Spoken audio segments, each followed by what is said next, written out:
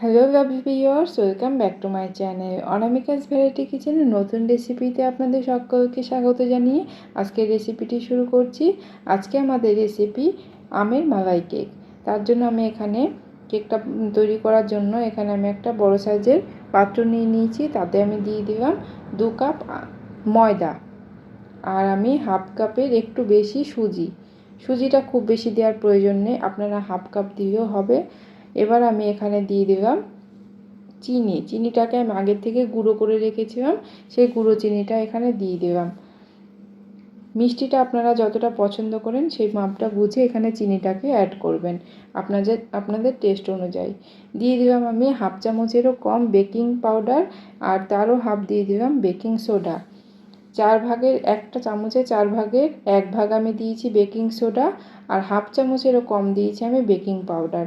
সমস্ত শুকনো উপকরণগুলো আমি খুব ভালো করে মিশিয়ে নিলাম। দেখুন সবগুলো একসাথে খুব সুন্দর করে মিশিয়ে নিয়েছি। এবার আমি এখানে দিয়ে দেব একটা আম ভালো করে ধুয়ে খোসা ছাড়িয়ে আমি মিক্সারে পেস্ট করে রেখেছি, সেই পেস্ট করা আমটা আমি এখানে দিয়ে দিলাম। এরপর আমি এখানে দিয়ে দেব সাদা তেল। আমি এখানে 2 চামচ মতো সাদা তেল দিয়ে দিলাম। এরপর আমি দিয়ে দেব এখানে দুধ। এই দুধটা আগে থেকে জাল করা দুধ ছিল, আগে থেকে জাল করে আমি ফ্রিজে রাখিনি, নর্মাল আমার ছিল। তো এবার আমি এখানে দুধ দিয়ে দিলাম পরিমাণ মতো। খুব বেশি পাতলা ব্যাটার হবে না, একটা মিডিয়াম ঘনত্বের ব্যাটার এখানে আমরা তৈরি করে নেব। আর আমি এখানে দুধ দিচ্ছি, আপনারা চাইলে এটা জল দিয়েও গুলিয়ে নিতে পারেন দুধের পরিবর্তে, তবে অবশ্যই দুধটা দিয়ে এটা টেস্টটা ভালো আসবে। খুব ভালো করে আমি 5 মিনিট এরকমভাবে ফেটিয়ে নিয়েছি। অবশ্যই একটু টাইম নিয়ে ফেটিয়ে নেবেন, তাহলে কেকটা খেতেও অনেকটা সফট হবে। আর ঘনত্বটা আশা করি আপনারা বুঝতে পারছেন। দেখুন এরকম ঘনত্বের একটা ব্যাটার আমাদের তৈরি করতে হবে। দুধের পরিবর্তে আপনারা এখানে জল দিয়ে করতে পারেন। এবার আমি একটা পাত্রের মধ্যে আগে থেকে সাদাতে ব্রাশ করে তাতে আমি একটা লেখালেখির কাগজ আপনাদের যে বাড়িতে থাকে সেই কাগজ আমি একটা সেট করে রেখেছি, আর একটা স্টিলের পাত্রের মধ্যে আপনারা আপনাদের হাতের কাছে যে পাত্র থাকে সেই পাত্রের মধ্যে আপনারা এটা রেডি করতে পারেন। এবার আমি এই থালাটাকে একটুখানি ট্যাপ করে দিচ্ছি যেন কোনো রকম ভেতরে হাওয়া না থাকে, তাই একটু অবশ্যই এরকমভাবে ট্যাপ করে চারিদিকে সমান করে দেবেন। একটা কড়াইতে আমি গরম জল করতে বসিয়ে দিয়েছিলাম। এই জলের উপরের মধ্যে আমি একটা ছিদ্রযুক্ত পাত্র দিয়ে দিলাম, তার উপরে আমি এই কেকের ব্যাটারের পাত্রটাকে আমি রেখে দিলাম। এবার ওপর থেকে আমি ঢাকা দিয়ে এটাকে গ্যাসের ফ্লেমটাকে আমি মিডিয়ামে রেখে 35 মিনিট এটাকে আমি ভাপিয়ে নেব। আর কড়াইয়ের মধ্যে একটা ছিদ্র আছে, সেটাও আমি একটা কাগজ দিয়ে বন্ধ করে দিলাম। 35 মিনিট আমি ভাপিয়ে নিয়েছি। যেহেতু আমি এটা ভাপা কেক করছি, আপনারা চাইলে বেক করেও নিতে পারেন।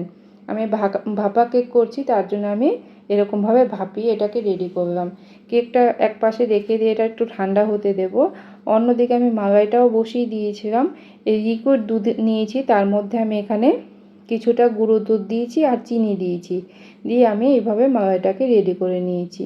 মালাইয়ের মধ্যে চিনিটা খুব বেশি দেবেন না, হালকা মিষ্টি হলে মালাইটা বেশি খেতে ভালো লাগবে, তাই খুব বেশি চিনি দিয়ে ফেলবেন না। আর যেহেতু গুঁড়ো দুধ দিয়েছি, গুঁড়ো দুধের মধ্যেও কিন্তু মিষ্টতা থাকে, তাই চিনির পরিমাণটা একটু বুঝে দেবেন মালাইয়ের মধ্যে, খুব বেশি দিয়ে দেবেন না। এবার আমি এটাকে খুব ভালো করে জাল দিয়ে কিছুক্ষণ, দেখুন অনেকটা ঘন হয়ে গেছে, এর থেকে আর বেশি ঘন করব না, তাহলে মালাইটা কিন্তু কেকের ভেতরে ঢুকবে না।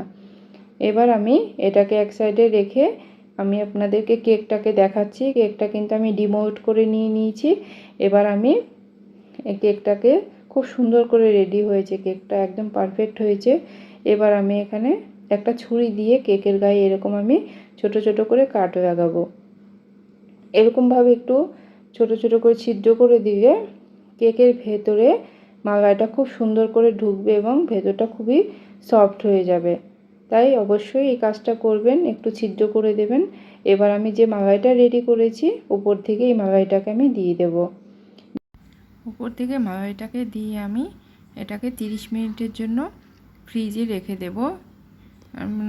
এটা ঠান্ডা ঠান্ডা পরিবেশন করে বেশি ভালো লাগবে খেতে, তাই ফিরে আসতে আমি 30 মিনিট পর। দেখুন 30 মিনিট আমি ফ্রিজে রেখে দিয়েছিলাম।